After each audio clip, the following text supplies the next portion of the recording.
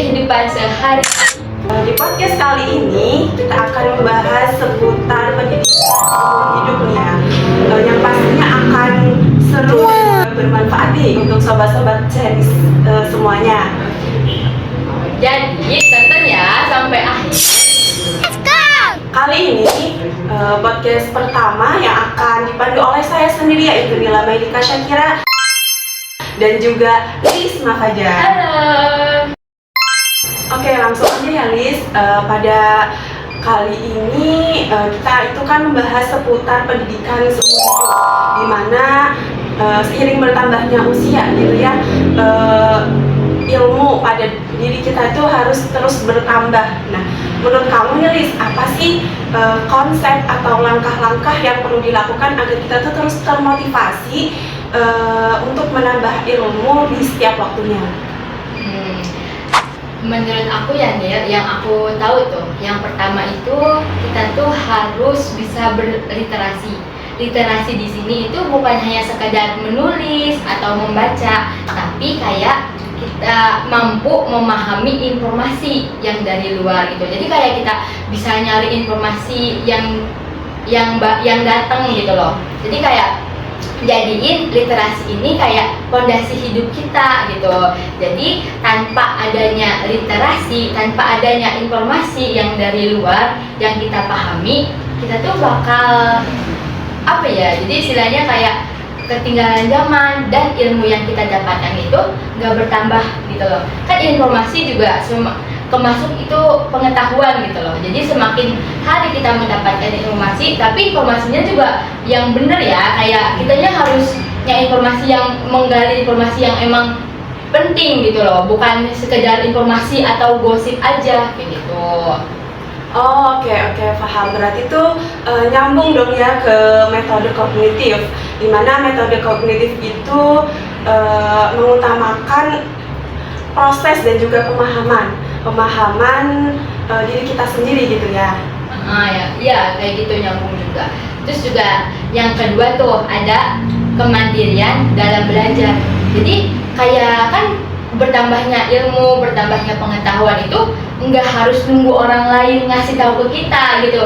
Jadi kita juga bisa mencari ilmu itu. Jadi kayak kita pengen nih belajar bahasa Inggris kayak gitu. Nah, kita bisa otodidak tuh nyari di internet, di buku-buku atau apalah gitu. Tapi nggak harus nunggu orang lain ngasih tahu dulu ke kita, atau kayak di sekolah kayak gitu. Itu kan kalau di sekolah kayak kebatas waktu, sama juga kan kadang gurunya gimana sih kalau di sekolah itu kayak kurang ngerti atau gimana. Nah, makanya caranya kita bisa tuh nyari sendiri kayak di buku, di internet atau lainnya gitu. Berarti kita itu nggak boleh nggak cuma ngandelin gitu dari orang lain gitu, nggak usah. Kita bisa belajar sendiri lewat, mungkin kan sekarang teknologi udah canggih ya, bisa melalui internet gitu kan ya, YouTube kayak gitu, aplikasi lainnya seperti itu ya. Iya. Terus selanjutnya apa aja nih? Nah, yang selanjutnya itu ada pengembangan keterampilan kritis dan kreatif. Nah, jadi kan sekarang tuh dunia tuh berkembang cepat ya nih, kayak apa-apa udah zaman ini gitu. Nah, kalau kita mendapatkan informasi, jadi kita harus bisa menanggapi informasi itu dengan secara kritis gitu. Jangan kayak ada informasi nih dari luar, kita ngambil kayak mentah-mentah aja gitu, kayak menerimanya gitu. Kayak ada gosip nih tentang artis ini, nah kita langsung percaya gitu, terus langsung ikut ngehujat kayak gitu. Nah, itu nggak boleh, berarti itu kita nggak berpikir secara kritis. Jadi kita tuh harus menggali dulu gitu. Jadi ini tuh bukan kayak pintar orangnya atau gimana gitu ya, bukan masalah pintarnya, tapi bagaimana kita tekun, bagaimana kita mampu menggali informasi gitu kayak gitu.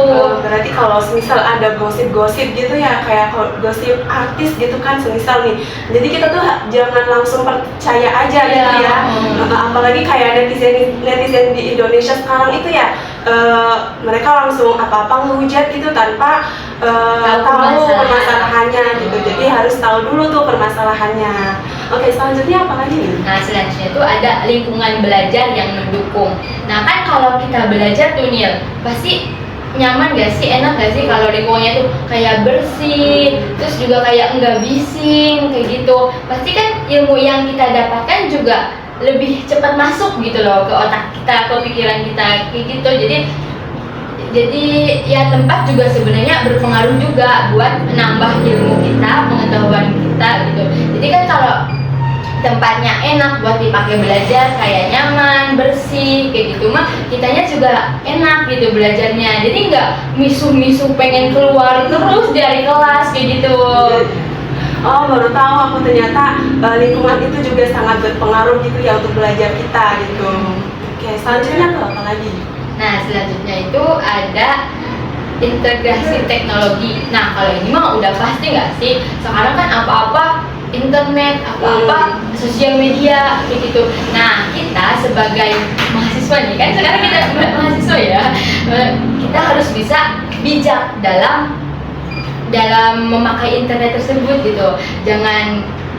Jadi digunain buat belajar, kayak nyari-nyari informasi yang ada di luar negeri kayak gitu, yang secara global lah gitu. Kan bisa tuh sekarang di internet gratis juga gitu.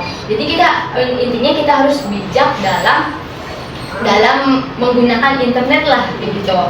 Intinya mah kita harus bijak lagi gitu kan dalam menggunakan internet. Oke. Jadi selanjutnya apa lagi nih? Nah, selanjutnya itu ada keterlibatan komunitas.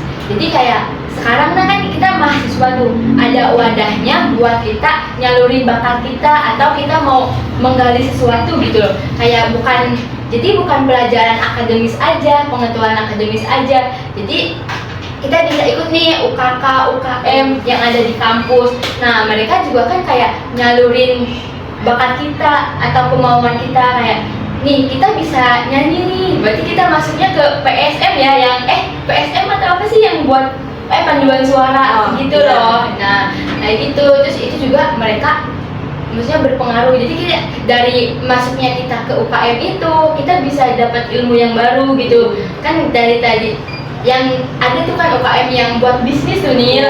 Nah, jadi kita tuh yang tadinya nggak tahu bisnis ini tuh gimana caranya, yang online kayak gimana kayak gitu. Nah, jadi kita tahu karena masuk UKM tersebut kayak gitu. Tadi dalam suatu komunitas itu kita ikut komunitas itu bermanfaat banget ya. Iya. Jadi makin nambah ilmu kita menambah gitu. Pengalaman juga dan juga menambah relasi gitu ya. Iya, Oke, selanjutnya nih apa lagi? Nah, selanjutnya itu ada refleksi diri. Jadi kalau semuanya kita udah ngelakuin tuh, nah kita tuh kayak ngerenungin gak sih, ada satu hari buat ngerenungin kayak, oh berarti ini kita udah tahu nih, yang ini kayak masalah penjualan secara online nih kita udah tahu. Nanti kita mau belajar apa lagi ya, pengetahuan apa lagi ya yang harus kita gali biar semakin hari semakin menambah tuh pengetahuan kita gitu. Jadi kayak direnungin aja gitu loh, kayak malam-malam gitu, kayak ada sesi galaunya gitu loh. Tapi buat yang positif ya, kayak nanti tuh aku mau harus bisa apa lagi nih gitu, biar kita selalu termotivasi gitu setiap harinya gitu. Berarti refleksi diri itu penting ya, kadang sering terlupakan gitu kan, kita hanya fokus ke belajar eksternalnya tanpa kita belajar memperbaiki diri kita sendiri gitu ya.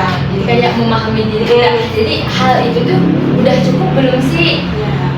Jadi pengetahuannya itu tuh udah kita dalemin belum, udah semuanya kita dapat apa belum gitu. Nah berarti kalau belum ya berarti kita harus menggali lagi gitu, menambahnya lagi. Kalau udah ya kita pindah lagi ke ilmu yang lain, pengetahuan yang lain gitu, nyari informasi apa lagi gitu, tentang apa lagi gitu. Oke, jadi itu Sobat Chinese, semoga bisa bermanfaat gitu ya tadi. Kira-kira hal yang bisa kita gali lagi gitu kan. Tadi dibahas ada literasi, kemudian kemandirian, kemudian juga ada refleksi diri dan Nah Sobat Chinese, sampai di sini podcast pertama ini. Nanti kita sambung di lain waktu. Semoga obrolan ini tuh bermanfaat bagi kita semua. Mohon maaf karena kata-katanya masih belibet, karena kita juga masih belajar. Dari kami, wassalamualaikum